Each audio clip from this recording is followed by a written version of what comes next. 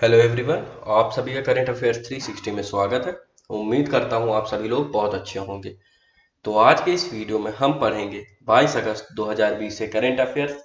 इसी के साथ ही अगर आपको इस लेक्चर का पीडीएफ फाइल डाउनलोड करना हो तो आप डिस्क्रिप्शन में दिए गए टेलीग्राम चैनल को ज्वाइन करके पीडीएफ फाइल आसानी से डाउनलोड कर सकते हैं। तो चलिए चलते हैं आज के पहले क्वेश्चन को।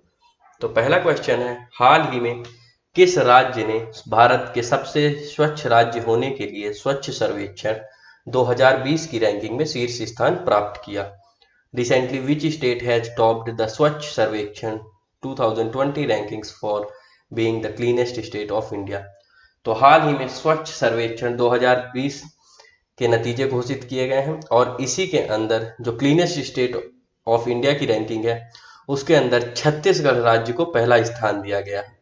तो छत्तीसगढ़ राज्य देश का सबसे स्वच्छ राज्य घोषित किया गया है। अगर बात करें इसी रैंकिंग में दूसरे पायदान पर, तो दूसरे पायदान पर महाराष्ट्र को रखा गया है और तीसरे पायदान पर मध्य प्रदेश। तो अगर बात करें अभी स्वच्छ सर्वेक्षण की, तो स्वच्छ सर्वेक्षण के अंदर अभी कल ही मैंने आपको बताया था कि देश के अंदर सबसे साफ सुथरा शहर कौन सा घोषित किया गया है। तो उसके बारे में भी आपको पता होना चाहिए कि इंदौर देश के अंदर, जो कि मध्य प्रदेश राज्य में स्थित है, वह देश का सबसे स्वच्छ क्लीनेस्ट सिटी घोषित किया गया है। तो अगर बात करते हैं छत्तीसगढ़ की, तो छत्तीसगढ़ के बारे में आपको पता होना चाहिए। छत्तीसगढ़ की कैपिटल है रायपुर, गवर्नर है अनुसुईया उइके जी और छत्तीसगढ़ के सीएम है भूपेश बघेल जी। अगर बात करें लोकसभा सीट्स की, तो 11 लोकसभा सीट्स हैं और 5 राज्यसभा की सीट्स हैं छत्तीसगढ़ के अंदर। तो चलिए चलते हैं अगले क्वेश्चन की ओर। हाल ही में किसे एनपीसीआई इंटरनेशनल पेमेंट्स लिमिटेड के मुख्य कार्यकारी अधिकारी के रूप में नियुक्त किया गया है? Recently who has been appointed as the chief executive officer of NPCI international payment limited? तो हाल ही में रितेश शुक्ला जी को एनपीसीआई इंटरनेशनल पेमेंट्स लिमिटेड के मुख्य कार्यकारी अधिकारी के रूप में नियुक्त किया गया है। तो अगर बात करें यह एनपीसीआई इंटरनेशनल पेमेंट्स लिमिटेड क्या है, तो NPCI international payments limited national payment corporation of India की एक इंटरनेशनल आर्म है जिसको अभी हाल ही में लॉन्च किया गया है।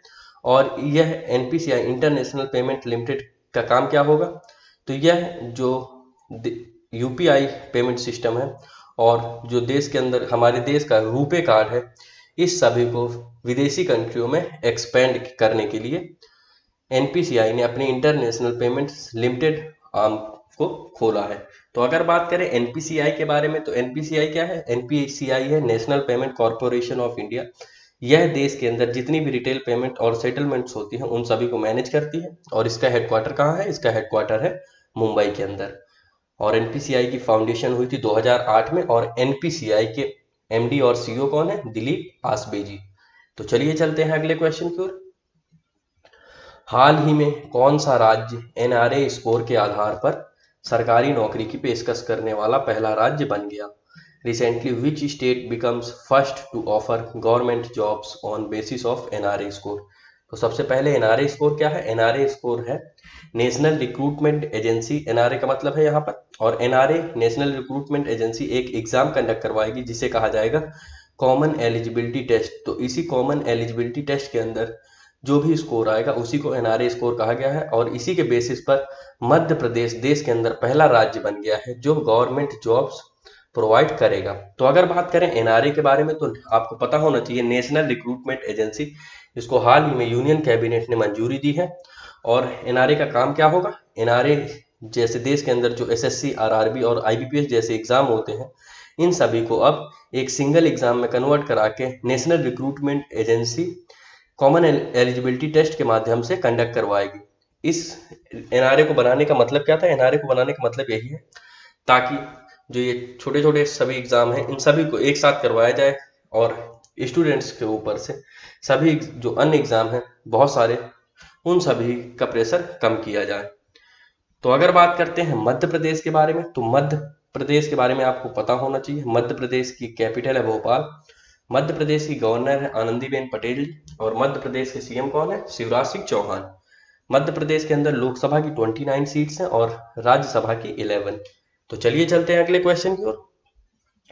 हाल ही में लुइस रोडोल्फो अबिनादर को किस देश के नए राष्ट्रपति के रूप में नियुक्त किया गया है? Recently Luis Rodolfo Abinader has been appointed as the new president of which country? तो हाल ही में लुइस रोडोल्फो अबिनादर को डोमिनिकन रिपब्लिक के नए राष्ट्रपति के रूप में चुना गया है। और इन्होंने किसको सक्सीड किया है? इन्होंने सक्सीड किया है दनीलो मदीना को। तो अगर बात करें डोमिनिकन रिपब्लिक की, तो डोमिनिकन रिपब्लिक एक कैरेबियन नेशन है और इसकी कैपिटल है सेंटो डोमिनिगो और यहाँ की करेंसी क्या है? Dominican peso. तो चलिए चलते हैं अगले क्वेश्चन की ओर। हाल ही में किस देश ने भारतीय छात्रों, शोधकर्ताओं और शिक्षकों के लिए चुनिंदा वीजा सेवाओं को फिर से खोल दिया है? Recently which country has reopened select visa services for Indian students, research and teachers? तो आपको जैसा पता होगा कि कोविड पैंडेमिक के कारण सभी इंटरनेशनल कंट्रीज ने एक दूसरे के इंटरनेशनल स्टूडेंट्स और रिसर्चर्स के लिए सभी तरह की हवाई सेवाएं और अन्य कार्य रोक दिए थे। तो अब जैसे जैसे ये पैंडेमिक डाउन हो रहा है उसी तरह से सभी सर्विसेज को दोबारा से खोला जा रहा है। तो इसी कड़ी में फ्रांस ने भारतीय छात्रों और शोधकर्ताओं और शिक्षकों के लिए चुनिंदा जो वीजा सर्विसेज हैं उनको खोल दिया है। तो अगर बात करते हैं फ्रांस के बारे में, तो फ्रांस के बारे में आपको पता होना चाहिए। फ्रांस की कैपिटल क्या है? फ्रांस की कैपिटल है पेरिस। और फ्रांस की करेंसी क्या है? फ्रांस की करेंसी है यूरो। और प्रेसिडेंट कौन है? Emmanuel Macron. तो चलिए चलते हैं अगले क्वेश्चन की ओर। हाल ही में किस राज्य सरकार ने कोविड-19 संक्रमण से मरने वाले निजी डॉक्टरों को 50 लाख रुपए का बीमा कवर प्रदान करने का निर्णय लिया है? Recently, which state government has decided to provide rupees 50 lakh insurance cover to private doctors who die of COVID-19 infection? तो हाल ही में महाराष्ट्र सरकार ने एक फैसला लिया है जिसके तहत महाराष्ट्र के अंदर जो भी प्राइवेट डॉक्टर ड्यूटी के दौरान अगर कोविड-19 से संक्रमित होकर मरते हैं उन सभी को 50 लाख रुपए का बीमा कवर प्रदान किया जाएगा। और अगर उनकी मृत्यु होती है तो उनके जो रिलेटिव्स होंगे उनको 50 लाख रुपए का मुआवजा दिया जाएगा। इसी के साथ ही जो अन्य सोशल एक्टिविस्ट और एनजीओ हैं जो कि कोविड-19 पैंडेमिक के दौरान सर्विसेज प्रोवाइड कर रहे हैं उन सभी को भी 25 लाख रुपए का बीमा कवर प्रदान किया जाएगा। तो अगर बात करते हैं महाराष्ट्र के बारे में, तो महाराष्ट्र की गवर्नर कौन है? गवर्नर है भगत सिंह कोश्यारी और सीएम है उद्धव ठाकरे जी। महाराष्ट्र की कैपिटल है मुंबई और महाराष्ट्र के अंदर लोकसभा की 48 सीट्स हैं और राज्यसभा की 19। तो चलिए चलते हैं अगले क्वेश्चन की ओर। हाल ही में किस बैंक ने ग्रीन डिपॉजिट प्रोग्राम शुरू किया है? Recently which bank has launched green deposit programme?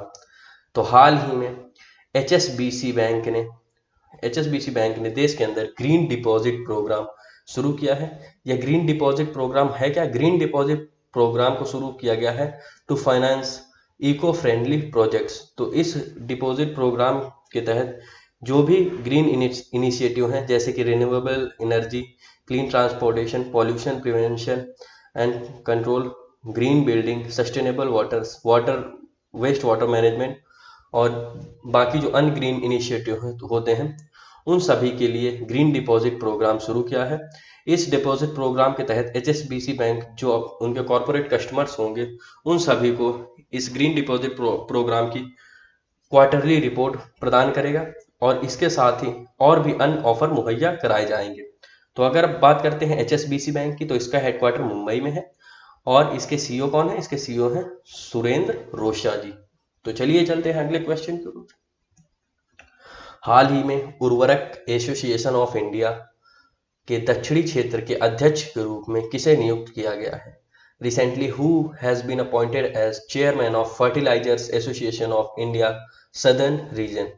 तो हाल ही में किशोर रुंगता जी को फर्टिलाइजर एसोसिएशन ऑफ इंडिया के सदर्न रीजन के अध्यक्ष के रूप में नियुक्त किया गया है।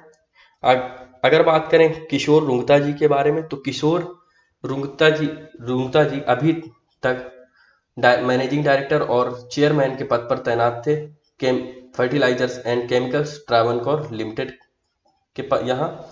और अगर बात करते हैं फर्टिलाइजर्स एसोसिएशन ऑफ इंडिया की, तो यह एक एलीट बॉडी है that represent the fertiliser manufacturer, distributors, importers, equipment manufacturer, research institute and supplies of inputs।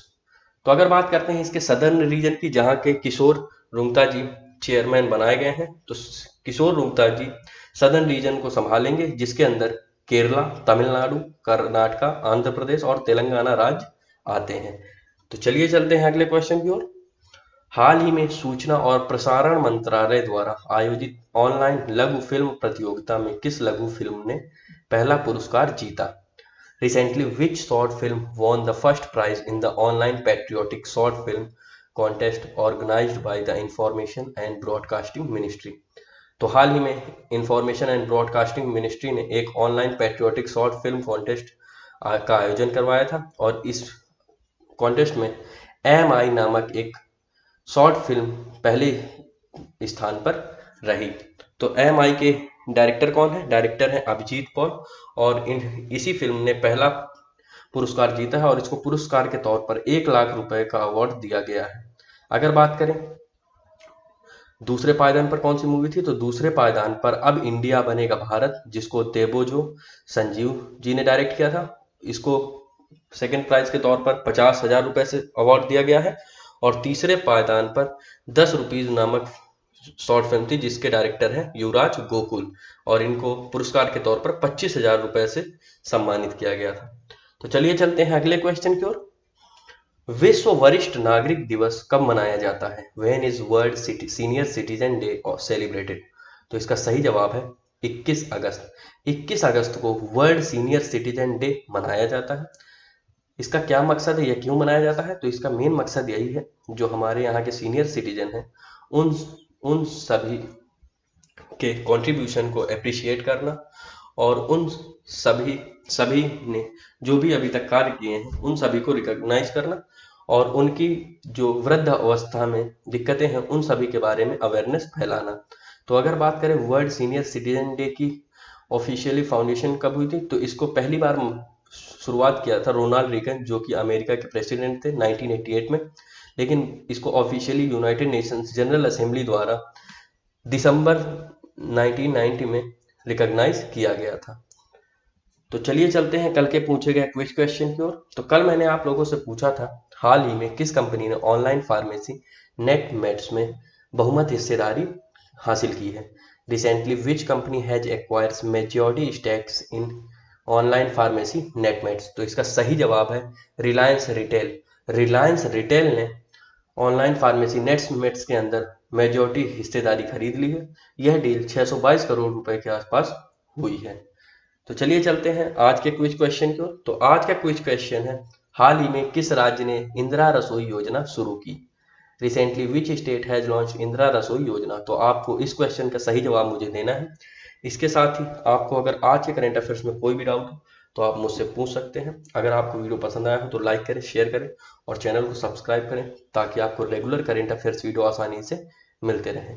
तो चलिए मिलते हैं कल के करंट अफेयर्स वीडियो में, तब तक पढ़ते रहें। Thank you.